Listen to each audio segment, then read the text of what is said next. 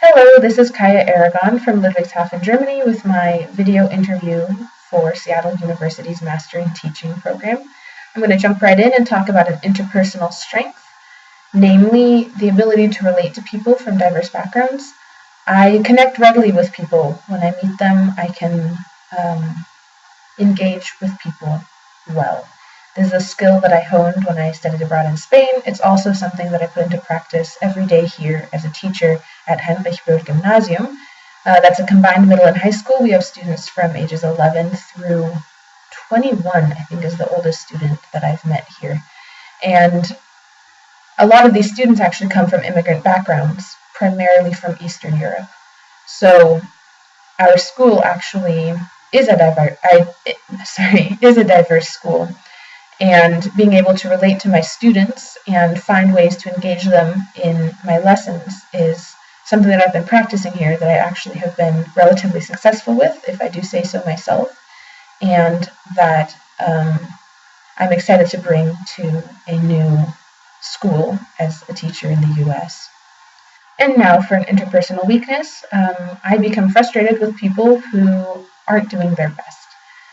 If I see that a student is trying very hard, then I have infinite patience.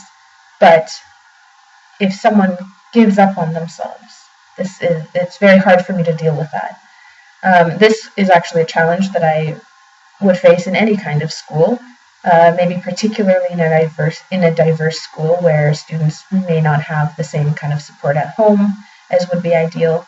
Um, that being said, if I see that a student is trying, then I will do everything in my power to help them. And if I see that a student is not trying, I will do everything in my power to engage that student and work with them so that they do work hard and do their best. So, um, yes, I guess now we're going to cut to the group interview section where I talk with my brother Nikos and my cousin Lawrence. And thank you. So, our first question today is whether honors classes are helpful or harmful to student learning.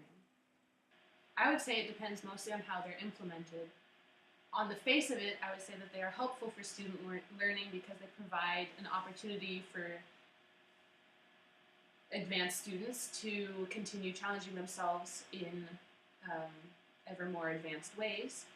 At the same time, as our friend Ali from the article said, having uh, having no advanced classes would mean that the standard classes could be a more supportive community environment where more advanced students help struggling students and therefore support each other just in their learning in general. So that would mean that they're maybe not harmful, but maybe they're also not helpful. Because if you say, the more advanced students helping their other classmates out, they will internalize what they know much better. They will get a deeper understanding and a more solid understanding of the subject. And an honest class may just challenge them too much and they will forget stuff again afterwards. Just too fast. They will progress faster and they might reach a high level, but they will not internalize it as well.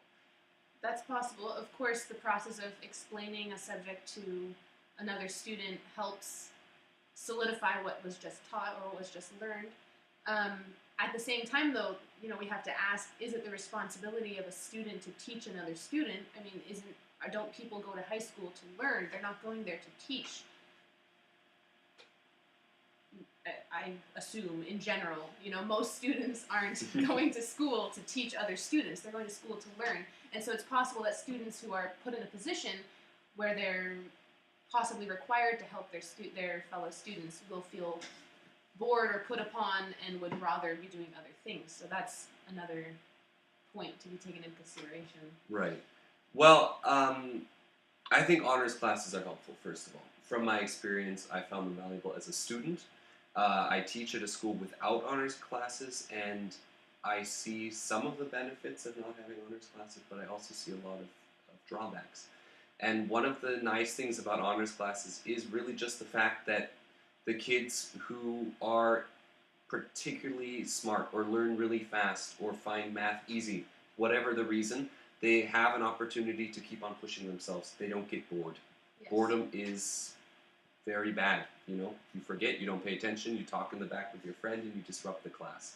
Well, I would say the whole point of an education is to keep students engaged and keep them challenged. And therefore, if you have a class that leaves sort of the top 10 students bored, that really is defeating the whole purpose of going to school. It also doesn't work if you're in a class that is moving too quickly, so that the students who need a little extra help are also being left behind. Mm-hmm. In that respect, having sort of a standard level course and an honors level course seems to me to be a relatively ideal solution, because then you have one class where everyone is at, learns a little faster possibly, or is particularly good in that subject, and so they're challenged. But then at the same time, students who, if they were in a homogeneous class, would maybe not feel confident participating, due to, say, 5 students who just constantly ace everything. If you're sort of in the middle bunch there, you may not feel as willing to put yourself out there. Whereas if then you were in a standard class that was, the right fit for your level of ability at that moment, then you might be the student who is participating more actively, who feels at the top of their game. And in this way, it actually would create a sense of success for more students overall. To put it in terms of grades, Exactly. There's more A's. There are more A's, exactly. Yeah. And the question then, I guess the key point then is simply the implementation. If you have really good teachers for both classes, there should really be no inherent disadvantage to being in a non-honors course. Well, there could be one to having no honors courses in terms of the level of education. And if you consider the fact that if you have only standard level courses and someone wants to pursue maths as a study, he might just not be as good or as well prepared as he could be, or as he actually needs to be for a university entry course then, because he will stay a little behind. Let's say, just assume other high schools would have a maths honors class and he does not have the opportunity, he will be disadvantaged. Just as I had the experience with my friends when I entered high school, because throughout the different states in Germany we have different systems, and we had a mixed, more heterogeneous math courses, and we learned a lot still, and it helped me explaining other people, students, the stuff we learned, but we just left out stuff I had to learn afterwards then, and prepare myself. You found together. yourself. I found myself catching up. Exactly. So you could also say honors classes, which is actually a very common argument, I believe. Honors classes help you prepare for university. Exactly, but that's not about the overall learning, maybe. It's really the difficult thing to say. Well, that brings us back to the question, what exactly is the point of, what are we learning? What are we trying to get students to learn? Are we preparing them for college, or are we preparing them to be able to interact with students or with people of different abilities, to deal with a diverse world? I think you're trying to get students to understand the quadratic equation, memorize it, and know how to use it in daily life, because that's important. Because that's what everyone does. So we have to move on to our second question. Okay, all right, I'm going to read it. Please do. Does tracking have the potential to reinforce stereotypes and prejudices? Yes, it does. So, what do you think? Well, I do agree. But okay, good, thank you. I agree too. Wow, we are all unanimously agreeing on this subject. The question is, if that means that they should be abolished simply because they have the potential to reinforce stereotypes. Yeah. Well, why do they have it? Well, the question is, where do the stereotypes and the prejudice come from? Do they come from honors courses? I would argue that they don't. They come far earlier. They come from students from, different socioeconomic backgrounds being funneled into different schools that have different levels of funding. They start with, students who maybe they don't have a quiet place to study at home, or they have to work after school in high school because their parents don't make enough money.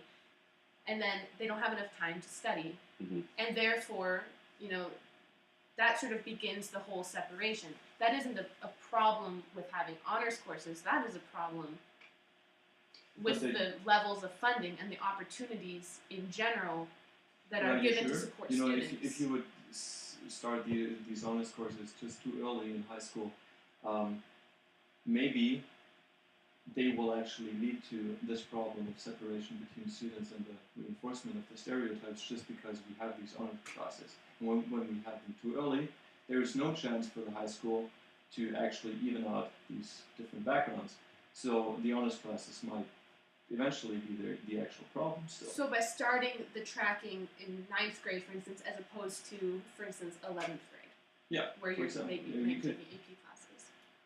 Right. Well, there's two examples that I would mention. First of all, there is the form of tracking that you have in German state schools, which is Very early. starting in 5th grade. Yes. And when you're 10 or And 11 it's years very old, extreme. right, It's 10 a or 11 completely years different old, you school. go into one of 3 different Schools. schools and you don't switch. Exactly. Which means if you're 10 and you just like to play outside a little bit more than the other kid, you are now going to be in the middle track as opposed to the one that is needed for university. And I think that's a little bit extreme. I would agree.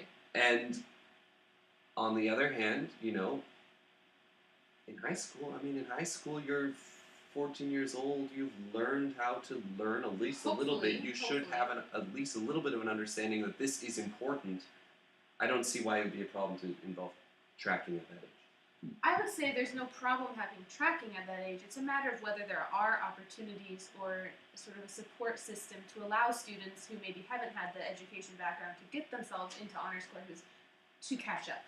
Right. A student at 14 who maybe doesn't quite have the level of science necessary to go into an advanced science course should be able to have the opportunity to make up that that gap and then get in to the honors course as well. And that's a matter of having tutors and having study groups, in general having more funding to support these students. It's not about abolishing honors courses, it's about having support to bring students up to that level if they want to. Okay, well, so we say that it will reinforce stereotypes and prejudice if there are already differences in socioeconomic background and all these problems that may evolve from earlier. But what about, let's say, an affluent area where it is, let's say, equal, which is of course generalized, but relatively equal. Yeah, relatively equal, and honors courses there may really lead to